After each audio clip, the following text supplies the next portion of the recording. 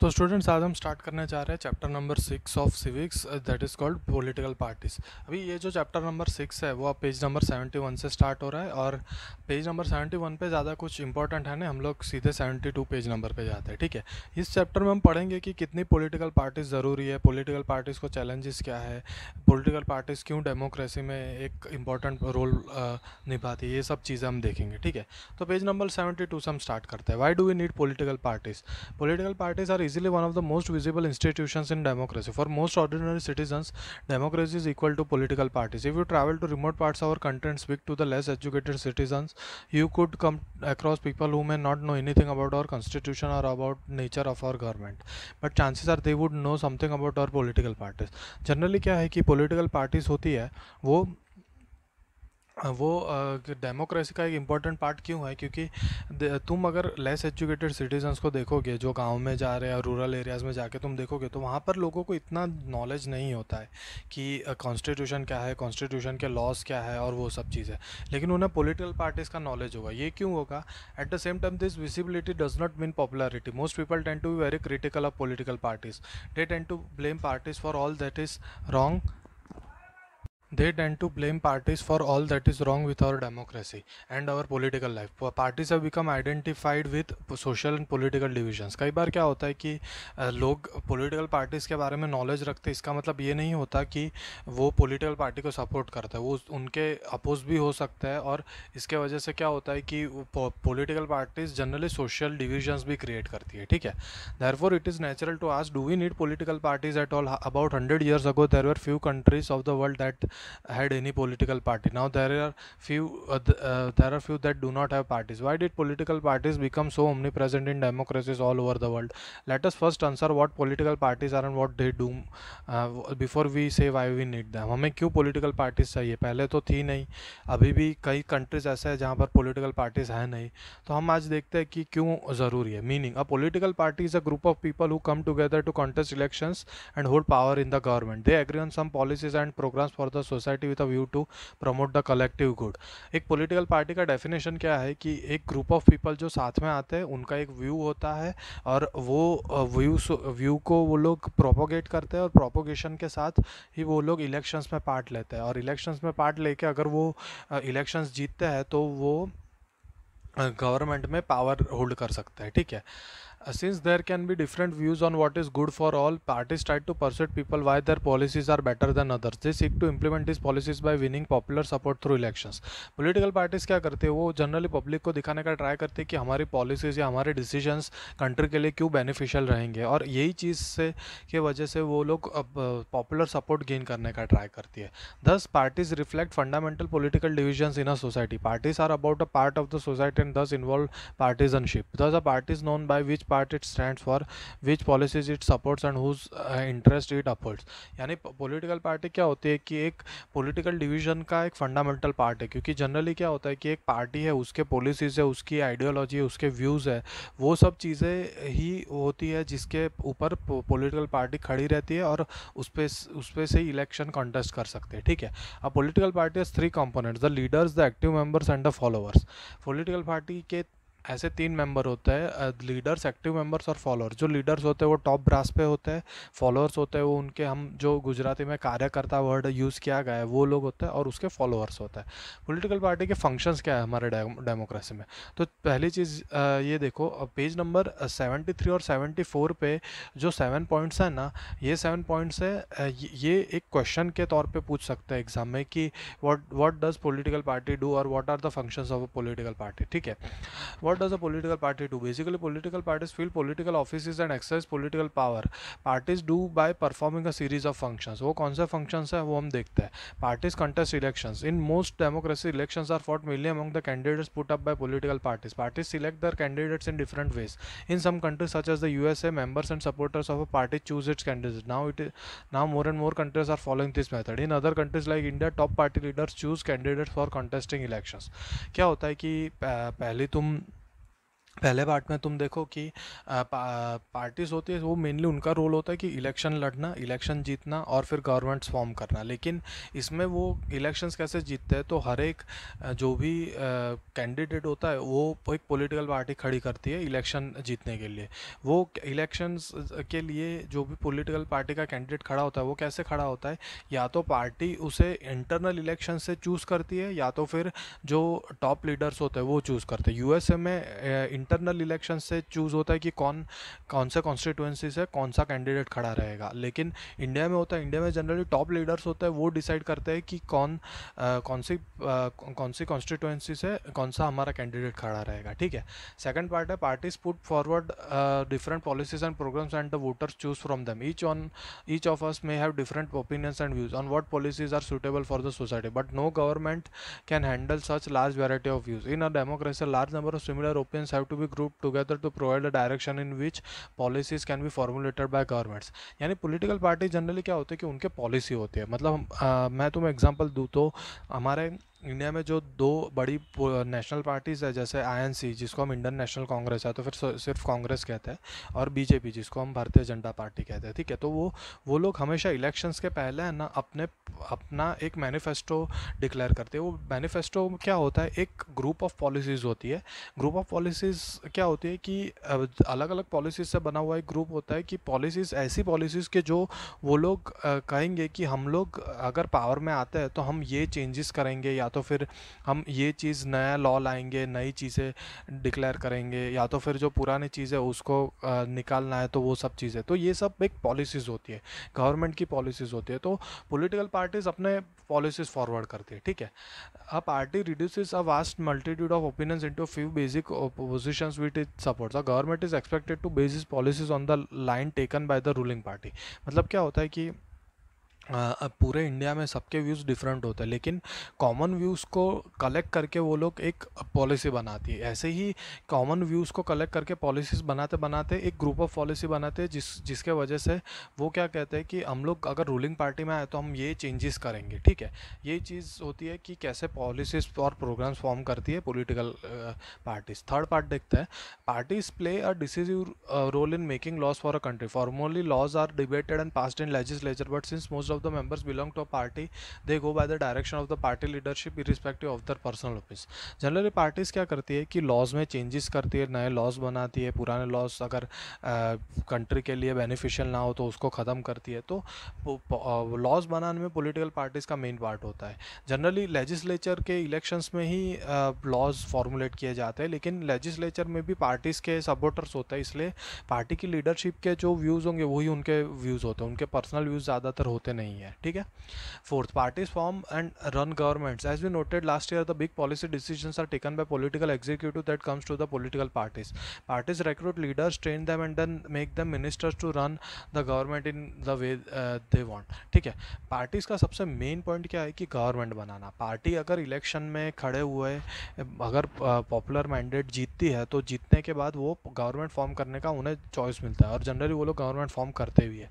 तो government form करके क्या करना होता है कि वो उनके जो पॉलिसीज़ होते हैं वो तो एग्जीक्यूट करना ही होता है, लेकिन साथ में उन्हें गवर्नमेंट रन भी करना है। मतलब जो डेली हमारे यहाँ पर पूरे सब इंस्टीट्यूशंस है, जैसे पुलिस है, आर्मी है, डिफेंस है, इकोनॉमी है, ट्रेड है, ये सब चीज़ों को कंटिन्यूसली चलता रहना वो भी गवर्नमेंट का काम होता है। तो form and run governments political parties. ठीक है।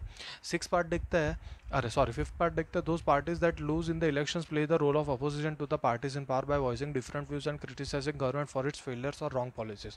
Opposition parties also mobilise opposition to the government. ठीक है।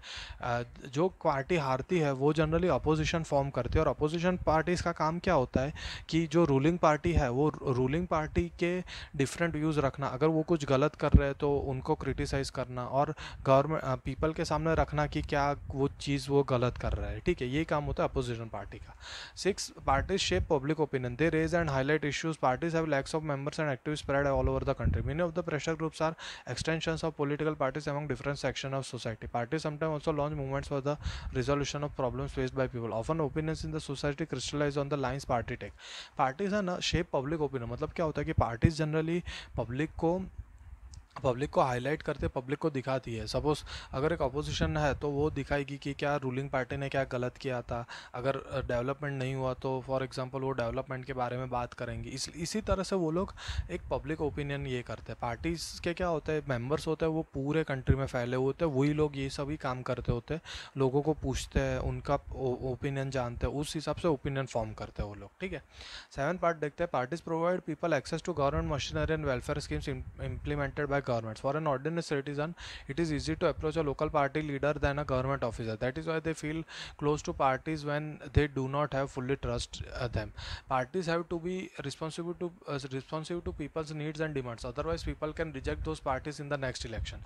ठीक है, पार्टीज का एक मेन पॉइंट क्या होता है कि वो लोग पब्लिक को हेल्प करते हैं कैसे कि गवर्नमेंट का जो वेलफेयर सिस्टम है वो उनके उनके तक ला के। ठीक है, अगर मैं एग्जांपल देता हूँ, अगर सपोज़ आपके एरिया में अगर रोड नहीं बना हुआ है, ठीक रोड ठीक नहीं है, बहुत उबड़ खाबड़ रोड है, तो आप गवर्नमेंट ऑफिसर को जाके कांटेक्ट करोगे तो गवर्नमेंट ऑफिसर को ऑलरेडी बहुत मीटिंग्स होते हैं, बहुत काम होता है। जो गवर्नमेंट ऑफिसर आप अप्रोच करोगे तो आपको इतने इजीली मीटिंग नहीं मिल पाएगी जितने इजीली एक पॉलिटिकल पार्टी के लीडर से मिल पाएंगे, क्योंकि पॉलिटिकल पार्टी जानती है कि हम इनके लिए काम करेंगे तो हमें इलेक्शन में वोट्स मिलेंगे। इसलिए फिर वो क्या करते हैं कि फिर वो पॉलिटिकल पार्टीज गवर्नमेंट ऑफिसर से जाके आपका काम करते हैं। ठीक है, तो इसका मतलब यही हुआ कि जो पार्टीज होती हैं उनका एक मेन काम होता है कि जो पब्लिक है उनको गवर्नमेंट वेलफेयर सिस्टम और मशीनरी से कैसे इजीली उनको अवेलेबल कर पब्लिक को अवेलेबल करना। ठीक है, हम देखते हैं नेसेसिटी, क्यों पॉलिटिकल पार्टी ज़रूरी है वो। The list of functions in the sense answers the question asked above. We need political parties because they perform all this functions, but we still need to ask why modern democracies cannot exist without political parties. We can understand the necessity of political parties by imagining a situation without parties. Every candidate in the elections will be independent, so no one will be able to make the promises to the people without any major policy changes. The government may be formed, but its unity will remain ever uncertain. Elected representatives will be accountable to their constituency for what they do in the locality, but no one will be responsible for how the country will be run. Political parties क्यों important होती है, तो हमने ये 7 चीज़ें देखी, ये 7 points पढ़े। लेकिन सपोज हम ऐसे इमेजिन करते हैं कि पॉलिटिकल पार्टीज ना हो तो क्या होगा कि हर एक कैंडिडेट जो इलेक्शन में खड़ा होता है वो इंडिपेंडेंट होगा। वो जैसे जब वो इंडिपेंडेंट रहेगा तो वो जीत के आएगा तो उसकी कॉन्स्टिट्यूंसी में क्या हो रहा है वही ध्यान देगा। लेकिन as a country as a whole वो डिसीजंस नहीं ले पाएंगे। क्यों? क्योंकि इंडिपेंडेंट कैंडिडेट सब लोग अलग अलग व्यूज़ के होते हैं, जिसके वजह से क्या होता है कि एक कलेक्टिव डिसीजन अगर कंट्री का लेना हो तो वो उसके लिए हमें पॉलिटिकल पार्टी और सेम ओपिनियन वाली एक पॉलिटिकल पार्टी चाहिए। समझ में आया? We can also think about it by looking at non-party based elections to the panchayat in many states. Although the parties do not contest formally, it is generally noticed that the village gets split into more than one faction, each of which puts a panel of its candidates. This is exactly what the party does. That is the reason we find political parties in almost all countries of the world, whether these countries are big or small, old or new, developed or developing. तुम अगर पंचायत के elections देखो तो rural areas में जो elections होते हैं उसमें अलग अलग लोग अपने अलग अलग व्यूज़ से अलग अलग कैंडिडेट्स खड़े करते हैं। तो उसके वजह से क्या होता है कि ये कैंडिडेट्स की एक पैनल हो जाती है। वही चीज़ पार्टी भी करती है, पार्टी एक लार्जर वे में करती है। ठीक है, तो पॉलिटिकल पार्टी है वो हर एक कंट्री में यही चीज़ करती होती है कि कोई भी कंट्री है छोटी या बड़ी है उसमें उनका फोकस यही होता है कि कैसे इलेक्शन जीतना, कैसे लोगों के वेलफेयर के लिए काम करना। ठीक है, the rise of the political parties is directly link to the emergence of representative democracy. As we have seen large societies need representative democracy. As societies become large and complex they also needed some agency to gather different views on various issues and to present this to the government. Political parties जैसे जैसे ऊपर आने लगी कि तब उनको link हो गया डायरेक्टली रिप्रेजेंटेटिव डेमोक्रेसी से। क्यों? क्योंकि वो पब्लिक को रिप्रेजेंट करते हैं, पब्लिक का व्यू रिप्रेजेंट करते हैं। ठीक है, सोसाइटीज़ जैसे बड़ी होती गई तो सोसाइटीज़ के अलग अलग कॉम्प्लेक्स व्यूज़ होते गए, क्योंकि बहुत बड़ी सोसाइटीज़ हो तो उनका व्यू एक कॉम्बिनेशन ऑफ व्यूज़ गवर्नमेंट में गवर्नमेंट के फॉरवर्ड रखना वो चीज़ होता है काम पॉलिटिकल पार्टी का। ठीक है, they needed some ways to bring various representatives together so that a responsible government could be formed. They needed a mechanism to support or restrain the government, make policies, justify or oppose them. Political parties fulfill these needs that representative government has. We can say that parties are necessary condition for a democracy. मतलब political parties क्या करते हैं कि government एक responsible government form करती है। अगर opposition में हो तो गवर्नमेंट के खिलाफ जाएगी, उसके पॉलिसीज़ का विरोध करेगी, ये सब चीज़ें होती है। तो पॉलिटिकल पार्टीज़ इसलिए एक डेमोक्रेसी का इंपॉर्टेंट पार्ट हो चुके हैं, ठीक है। नेक्स्ट पार्ट हम देखते हैं पेज नंबर 75 पे, how many political parties should be have, कितनी पॉलिटिकल पार्टीज होनी चाहिए, ठीक है। तो in a democracy, any group of citizens is free to form a political party. In this formal sense, there are large number of political parties in each country. More than 750 parties are registered with the Election Commission of India. But not all these parties are serious contenders in the elections. एक democracy है, उसमें कोई भी इंसान अपनी एक नई political party form कर सकता है और उसको इलेक्शन कंटेस्ट करने के लिए खड़ा हो सकता है, ठीक है। लेकिन यहाँ इंडिया में जो भी 750 अलग अलग पार्टीज़ है, वो सब लोग इलेक्शन जीतने के लिए पॉसिबल उनके लिए होता नहीं है। Usually only handful of parties are effective in the race to win elections and form the government. So the question then is, how many major और effective parties are good for democracy? In some countries only one party is allowed to control and run the government, these are called one party systems. मतलब कई countries होते हैं उसमें एक party system ही होता है, उसमें एक ही पार्टी होगी जो गवर्नमेंट कंट्रोल करेगी, ठीक है। हम पेज नंबर जो 76 है उस पर सिर्फ एक एग्जांपल है, हम पेज नंबर सीधा 77 पे आते हैं, ठीक है। पेज नंबर 77 पे तुम देखो, in class 9th we noted that in China only the communist party is allowed to rule, although legally speaking people are free to form political parties, it does not happen because the electoral system does not permit free competition for power, ठीक है। तो जो communist party है China में वो ही rule करती है और कोई पार्टीज इलेक्शन लड़ नहीं सकती, उनके वहाँ पे ऐसा रूल है। We can not consider one party system as a good opinion because this is not democratic option. Any democratic system must allow at least two parties to compete in elections and provide a fair chance for the competing parties to come to power। क्या होता है कि एक party rule होता है वो बहुत ही गलत होता है। इसके लिए क्या होता है कि कम से कम दो पार्टीज तो होनी चाहिए अपोजिंग व्यूज़ के, जो एक डेमोक्रेटिक कंट्री को रूल कर सके, ठीक है, क्योंकि सबको फेयर चांस मिलेगा अपने व्यूज़ रखने के लिए। In some countries power usually changes between two main parties, several other parties may exist contest elections and win a few seats in the national legislature, but only the two main parties have serious chance of winning majority of seats to form government. Such party is called the two-party system. The United States of America and United Kingdom are examples of two-party system. Generally क्या होता है कि कई develop countries हैं वहाँ पर दो party system होती है, तीसरी जनरली पार्टी होती नहीं है। तो वो दो पार्टी सिस्टम होते हैं, वो जनरली एक दूसरे के अपोजिट व्यू से होते हैं और वही जनरली गवर्नमेंट फॉर्म करते हैं, या तो एक या तो दूसरा, ठीक है। तो उससे क्या होता है कि दोनों में से किसी एक को तो मेजर चांस होता ही है जीतने का।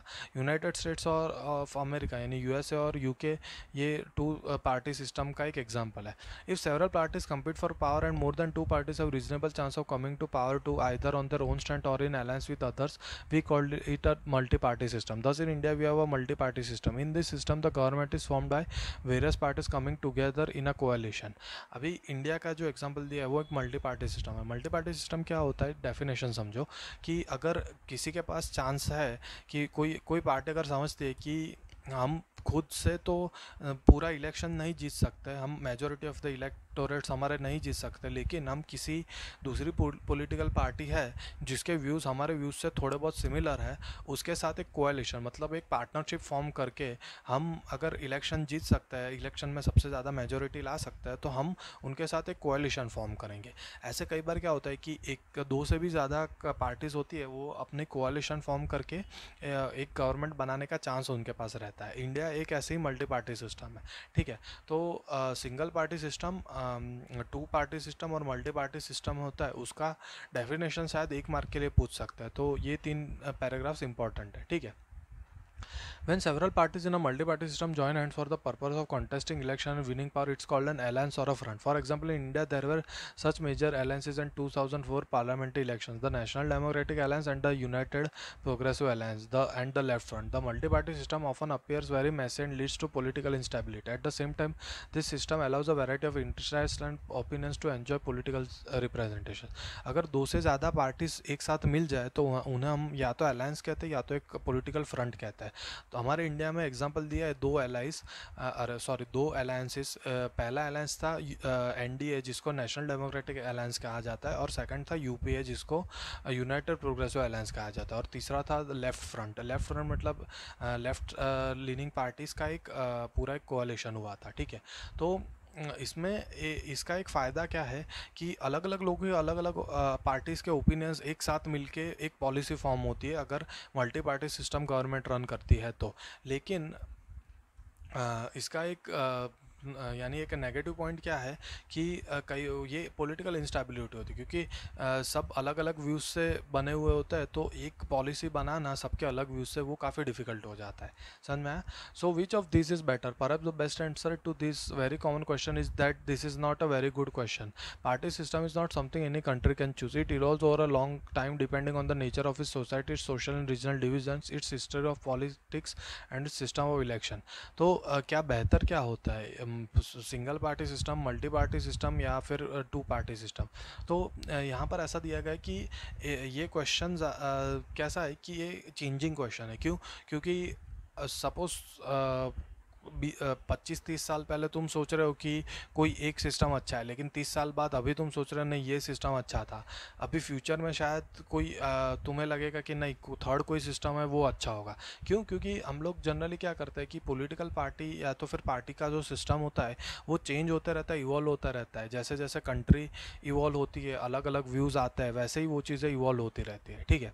These cannot be changed very quickly. Each country develops a party system that is conditioned by its special circumstances. For example, if India has evolved in a multi-party system, it is because the social and geographical diversity in such large countries is not easily absorbed by two or even three parties. No system is ideal for all countries and all situations. ठीक है. Mainly क्या है कि क्यों हम ऐसा सोचते हैं कि कोई भी पार्टी सिस्टम टोटली इक्वल नहीं है? क्योंकि इंडिया का अगर तुम एग्जांपल लो तो इंडिया में क्या है कि सोशल डिविजन्स बहुत अलग है. यहाँ पर हम लोग गुजराती या तो फिर जनरली हिंदी में बात करते हैं, तो फिर तुम साउथ में चले जाओ ना, वहाँ पर गुजराती है ना वहाँ पर हिंदी है, उनके लोकल लैंग्वेजेस ही है. तुम ईस्ट में चले जाओ, ईस्ट के भी लोकल लैंग्वेजेस है. नॉर्थ में टोटली हिंदी चलता है. इसलिए क्या होता है ये सोशल डिविजन्स होते हैं, साथ में जोग्राफिकल डिविजन्स भी होता है. तो जोग्राफिकल डिविजन्स के हिसाब से पॉलिटिकल पार्टीज़ को अपने स्टेट या अपने डिस्ट्रिक्ट के हिसाब से अलग अलग पॉलिसीज़ बनानी पड़ती है. तो इंडिया में ये जो डिविजन्स है उसके वजह से काफ़ी सारी पॉलिटिकल पार्टीज़ अलग अलग व्यूज़ के साथ खड़ी हुई है. इसलिए इंडिया में मल्टी पार्टी सिस्टम चल रहा है. ठीक है. हम देखते हैं नेशनल पार्टीज. एक नेशनल पार्टी क्या होती है हम देखते हैं. Democracies that follow federal system all over the country tend to have two kinds of political parties. Parties that represent in only one of the federal units and parties that are present in several or units of the federation. एक federation मतलब क्या होता है कि हमने federal system देखा था कैसे पावर शेयरिंग होता है. वो टोटली ऊपर होता है वो सेंट्रल गवर्नमेंट होते हैं, फिर स्टेट गवर्नमेंट होते हैं. स्टेट गवर्नमेंट जो स्टेट्स को रन करती है, फिर डिस्ट्रिक्ट्स को रन करने वाली म्यूनसिपालिटी होती है, और फिर रूरल एरियाज़ के विलेजेस को रन करने वाले वो सब पंचायत होते हैं. ठीक है. तो नेशनल पार्टीज़ क्या होता है कि there are some country wide parties which are called national parties. This parties have their units in various states, but by and large all this units follow the same policies, programmes and strategy that is decided at the national level.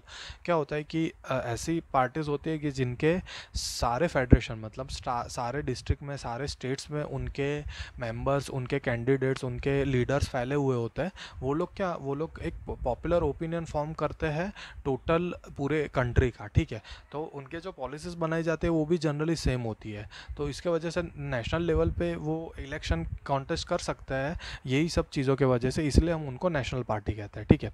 Every party in the country has to register with the election commission. While the commission treats all parties equally, it offer some special facilities to large and established parties.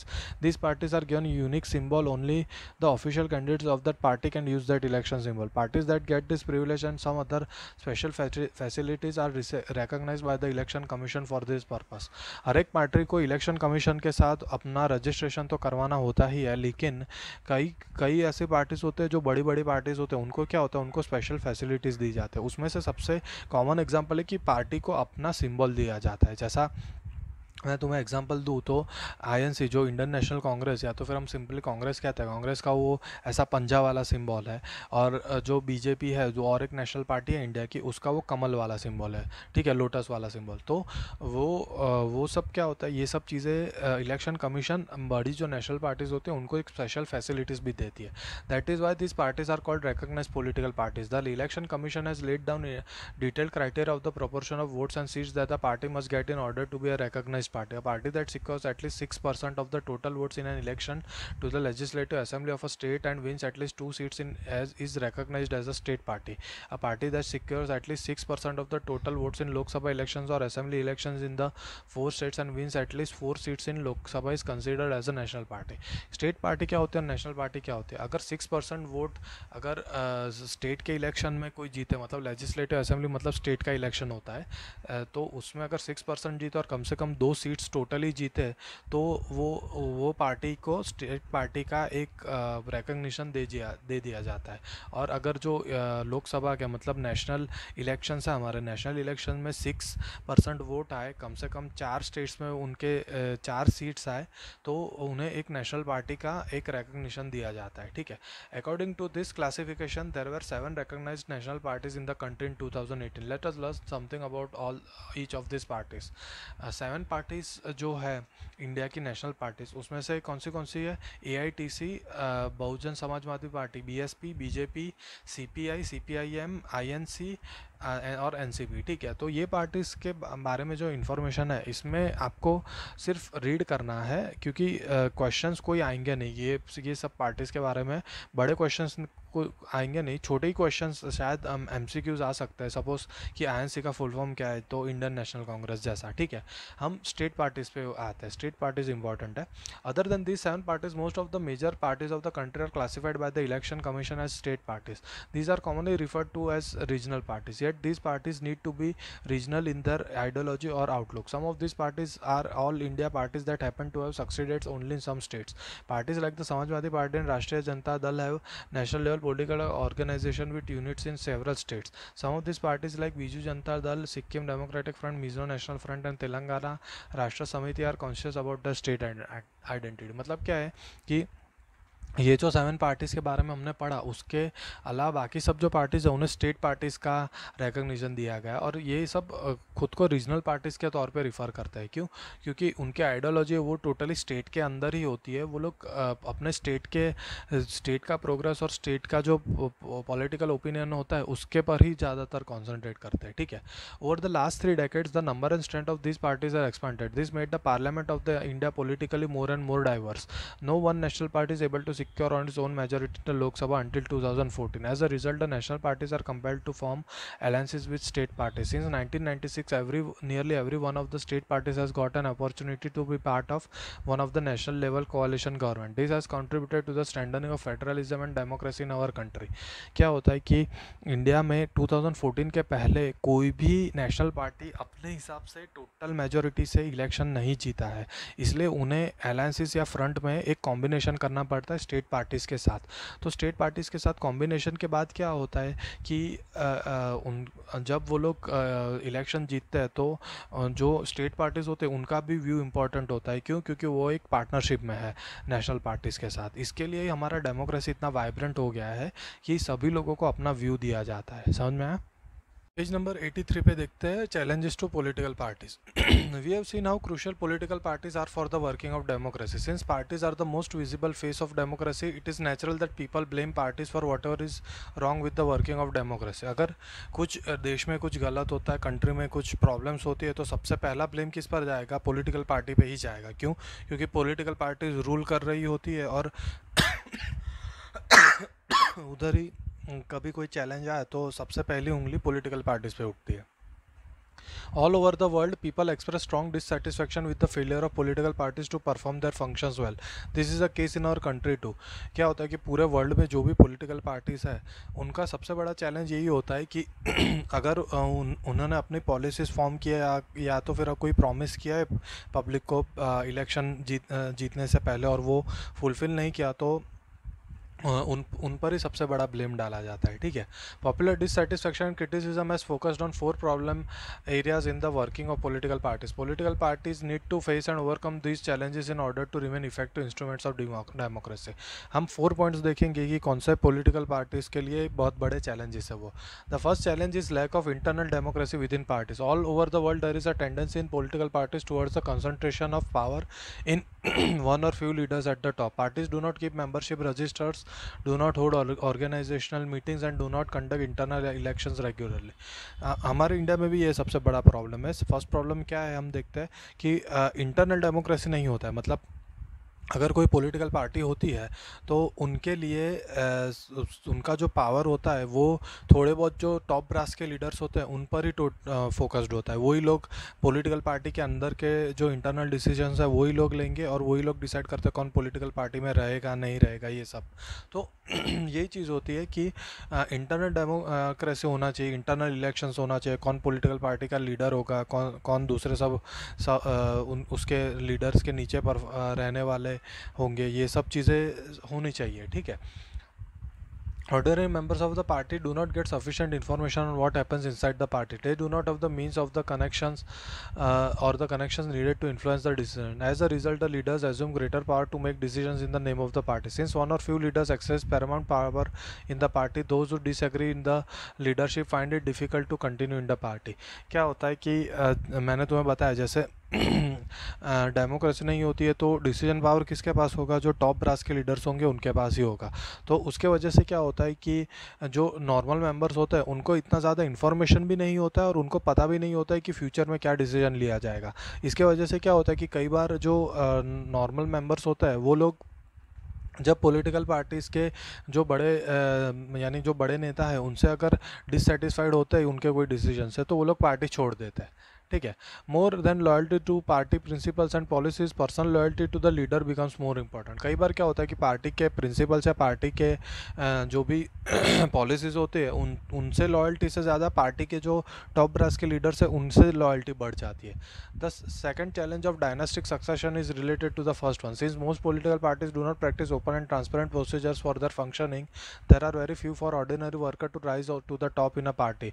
Those who happen to be in the leaders, those who happen to be leaders are in position of unfair advantage to favor people close to them or even their family members. क्या होता है कि second जो point है वो first point से related है. क्यों?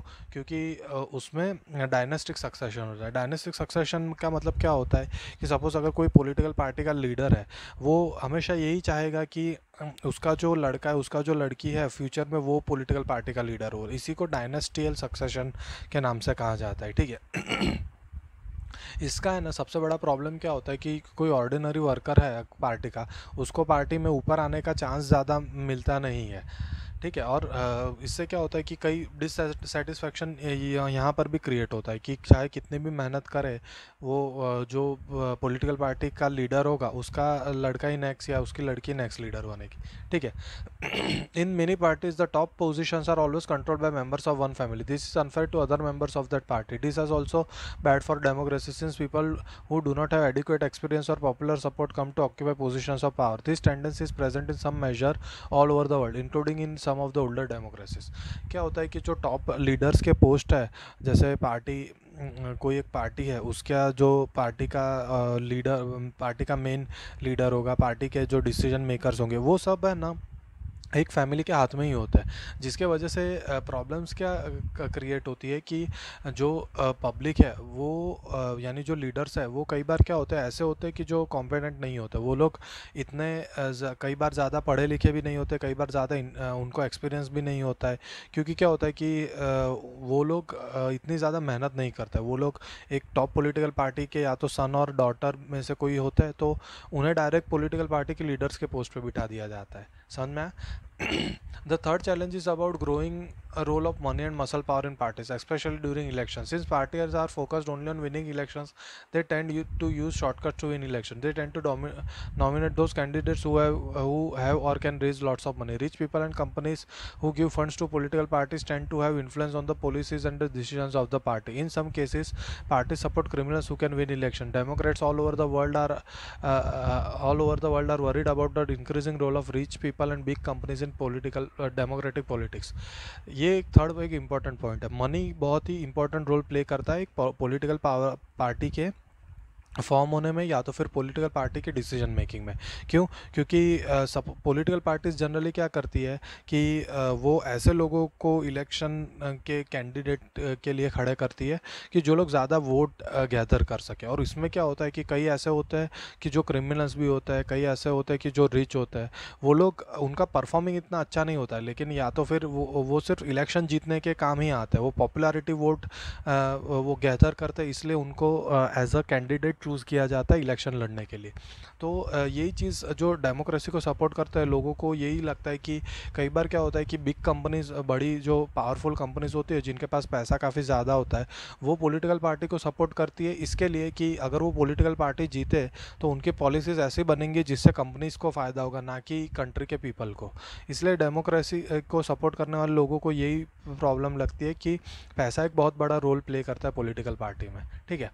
The fourth challenge is that very often parties do not seem to offer meaningful choices to the voters. In order to offer meaningful choices, parties must significantly different. In recent years, there has been a decline in ideological differences among parties in most parts of the world.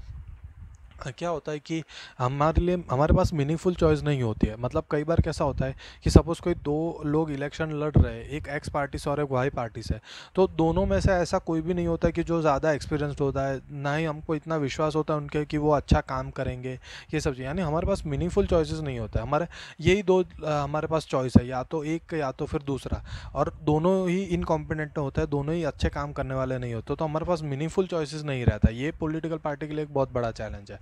For example, the difference between Labour Party and the Conservative Party in Britain is very little. They agree on more fundamental aspects but differ only in details on how policies are to be framed and implemented. एक example है labour party और conservative party Britain में क्या होता है कि ये दो पार्टीज का डिफरेंस बहुत कम है। वो लोग पॉलिसी मेकिंग में ही डिफर करते हैं लेकिन वो लोग के आइडियोलॉजिकल डिफरेंसेस बहुत ही कम है। In our country too the difference among all the major political parties on economic policies have reduced. Those who want really different policies have no option available to them. Sometimes people cannot even elect very different leaders either because the same set of leaders keep shifting from one party to the other. क्या होता है कि हमारे country में भी ये चीज़ हो गई है कि हमारे पास ऐसा ऑप्शन नहीं है कि जो हम चाहे वैसे इकोनॉमिक पॉलिसीज बनाए। जो इकोनॉमिक पॉलिसीज जो सब पार्टीज हैं उनकी जनरली सेम हो गई है सारे पार्टीज़ की इंडिया में, इसलिए हमारे पास क्या हमको जो चाहिए वैसे लीडर्स जनरली अवेलेबल नहीं होते हमारे पास। ठीक है। नेक्स्ट जो पेज नंबर 85 है, how political parties can be reformed. ये भी एक क्वेश्चन आ सकता है। ये दो बहुत ही इंपॉर्टेंट है, challenges to political parties and how political parties can be reformed. ये 5 मार्क्स के लिए आपको क्वेश्चन पूछ सकता है। तो इस पर हम फोकस करते हैं कैसे पॉलिटिकल पार्टीज़ को रिफॉर्म, मतलब कैसे उनका परफॉर्मिंग अच्छा किया जाए। In order to face this challenges political parties need to be reform. The question is, are political parties willing to reform? If they are willing, what has prevented them from reforming so far. अगर political parties को खुद को अच्छा बनना है तो क्या उन्हें क्या रोक रहा है? If they are not willing, it is possible to force, is it possible to force them to reform. क्या हम उनको फोर्स कर सकते हैं अच्छा परफॉर्म करने के लिए? Citizens all over the world face this question. This is not a simple question to answer. In a democracy the final decision is made by leaders who represent political parties. क्या होता है कि एक democracy में final decision political parties का ही होता है और उनके लीडर्स का ही होता है। People can replace them but only by another set of party leaders. All of them do not wish to reform, how can anyone force them to change. उन्हें पब्लिक तो रिप्लेस करेगी, लेकिन उनकी अगर आइडियोलॉजी सेम ही होगी तो replace किए हुए लोग भी रिफॉर्म नहीं हो सकते। समझ में? Let us look at some of the recent efforts and suggestions in our country to reform political parties and its leaders. हमारे इंडिया में पॉलिटिकल पार्टीज़ को रिफॉर्म करने के लिए क्या किया गया है उसके हम थोड़े पॉइंट्स देखेंगे। फर्स्ट पॉइंट देखते हैं, the constitution was amended to prevent elected MLAs and MPs from changing parties. This was done because many elected representatives were indulging in deflection in order to become ministers for cashiers. Now the law says that if any MLA or MP changes parties, he or she will lose the seat in the legislature. This new law has helped bring defection down. At the same time, this has made any dissent even more difficult. MPs and MLAs have to accept whatever party leaders decide. ये एक point बहुत ही important है। क्या है कि कई बार देखो क्या होता है कि कोई एमपी या एमएलए होता है, वो अगर जीत जाए लेकिन उसकी पार्टी मेजॉरिटी नहीं लाती है तो वो अपोजिशन में खड़ा रहेगा, अपोजिशन पार्टी का लीडर होगा। लेकिन क्या होता है पता है कि रूलिंग पार्टी उसे ऐसा कहती है कि तुम हमारे पार्टी में आ जाओ तो हम तुम्हें कोई अच्छा पोस्ट देंगे, मिनिस्टर का पोस्ट देंगे। तो वो लोग अपनी पार्टी छोड़ देते हैं और फिर मिनिस्टर की ग्रिड के लिए मिनिस्ट्री के ग्रिड के लिए वो लोग पॉलिटिकल पार्टीज स्किप यानी चेंज कर देते हैं। तो इसके वजह से क्या होता है पता है कि जो पार्टीज़ हैं उनको डिफेक्शन का प्रॉब्लम रहता है कि हमारे एमपीज़ और एमएलएस पार्ट जीतने के बाद, इलेक्शन जीतने के बाद दूसरे पार्टी में तो नहीं चले जाएंगे। तो इसके लिए एक रूल बनाए, एक लॉ बनाए कि अगर तुम इलेक्शन जीतते हो तो जीतने के बाद तुम पॉलिटिकल पार्टी चेंज नहीं कर सकते। ये सभी एमपीज़ और MLAs all over the country ये अप्लाई करता है। और इसके वजह से क्या हुआ कि अगर उन्हें चेंज करना हो तो पॉलिटिकल पार्टी, तो उन्हें सीट छोड़नी पड़े, यानी वो उस सीट पर फिर से इलेक्शन होगा। इसीलिए डिफेक्शन कम कर दिया है ये रूल ने, ठीक है। सेकंड पॉइंट देखते हैं, the Supreme Court passed an order to reduce the influence of money and criminals. Now it is mandatory for every candidate to contest election to file an affidavit giving details of his property and criminal cases pending against him. The new system has made a lot of information available to the public, but there is no system of check if the information given by candidates is true. As yet we do not know if it has led to decline in the influence of rich and the criminals. यानी criminals और rich लोगों का influence कम करने के लिए एक ऐसा rule बना दिया गया कि हर एक जो भी एमपी या एमएलए जो इलेक्शन के लिए कॉन्टेस्ट कर रहा है उसको इलेक्शन में खड़े रहने से पहले एक ऐसा एफिडेविट फाइल करना पड़ता है कोर्ट में जिसमें वो क्लियर कर दे कि उसके खिलाफ कोई क्रिमिनल चार्जेस पेंडिंग नहीं है, या तो फिर कोई पैसों का इन्फ्लुएंस नहीं हो रहा है उस पर। अगर ये एफिडेविट वो फाइल करता है तो ही वो इलेक्शन में खड़ा रह सकता है, नहीं तो इलेक्शन कॉन्टेस्ट नहीं कर पाएगा, ठीक है। थर्ड पॉइंट देखते हैं, the election Commission passed an order to make it necessary for political parties to hold their organizational elections and file their income tax returns. This the parties have started doing so, but sometimes it's mere formality. It is not clear if this step has led to greater internal democracy in political parties. Besides these, many suggestions are often made to reform political parties. ठीक है। तो ये third important point क्या था कि election commission जो है India का, उसने डिसाइड किया कि हर एक पॉलिटिकल पार्टी है उसको डोनेशंस आते हैं, तो डोनेशंस उनका इनकम हो गया, तो उस इनकम के हिसाब से उनको इनकम टैक्स भरना पड़ेगा और इनकम टैक्स में वो क्लियर रहेंगे। अगर क्लियर नहीं रहेंगे तो वो लोग इलेक्शन कंटेस्ट नहीं कर सकते। समझ में आया? तो ये तीन जो पॉइंट्स थे ये इंपॉर्टेंट पॉइंट्स थे एक पॉलिटिकल पार्टी के रिफॉर्म करने के लिए। और अदर पॉइंट्स जो है वो भी हम देखेंगे, वो पॉइंट्स छोटे हैं लेकिन इंपॉर्टेंट पॉइंट्स है। A law should be made to regulate the internal affairs of political parties. It should be made compulsory for political parties to maintain a register of its members to follow its own constitution, to have an independent authority to act as a judge in case of party disputes, to hold open elections to the highest post। मतलब एक law ऐसा पास करना चाहिए, एक ये suggestions मिले, यानी ये जो पॉइंट्स हम देख रहे हैं ये अभी तक इम्प्लीमेंट नहीं हुए, ये इम्प्लीमेंट करने के लिए लोग सोच रहे हैं। तो उसमें से सबसे पहला पॉइंट क्या है कि a law should be made to regulate the internal affairs of political parties. एक ऐसा लॉ बनना चाहिए कि पॉलिटिकल पार्टीज़ के इंटरनल अफेयर्स है जो भी उनके अंदर जो इलेक्शन होना चाहिए, कौन लीडर बनेगा, कौन लीडर नहीं बनेगा, कौन से कितने मेंबर्स हैं, उनका रजिस्टर है कि नहीं है, ये सब चीज़ों के लिए एक लॉ बनना चाहिए, ठीक है। नेक्स्ट पॉइंट क्या है, it should be made mandatory for the political parties to give minimum number of tickets about 1/3 to women candidates. Similarly there should be quota for women in the decision making bodies of the party. Generally women को representation कम मिलता है India में politics में, इसलिए ऐसा भी rule बनना चाहिए कि जो वुमेन है उनको 1/3 रिप्रेजेंटेशन मिले हर एक पॉलिटिकल पार्टी में, और जो डिसीजन मेकिंग कमेटी है पॉलिटिकल पार्टीज़ की उसमें भी 1/3 पोजीशन वुमेन का हो, ठीक है। थर्ड पॉइंट देखते हैं, there should be state funding of elections. The government should give money, the government should give parties money to support their election expenses. This support should be given in the kind petrol, paper, telephone, etc., or it should be given in cash on the basis of the vote secured by the party in the last elections. Government को political parties को भी पैसा देना चाहिए elections के लड़ने के लिए, या तो फिर इलेक्शंस में जो खर्चा होता है उसके लिए। तो इससे क्या कर सके कि वो लोग जो भी कैंपेन होता है उनका पॉलिटिकल पार्टीज़ का उसमें वो उस पैसों का यूज़ कर सके, ठीक है।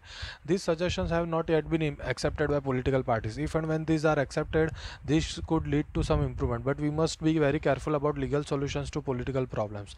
ये सब जो 3 पॉइंट्स है ऊपर के, ये अभी तक पॉलिटिकल पार्टीज़ ने एक्सेप्ट नहीं किए हैं, लेकिन अगर ये एक्सेप्ट होता है तो कई इंप्रूवमेंट होगी इंडिया में।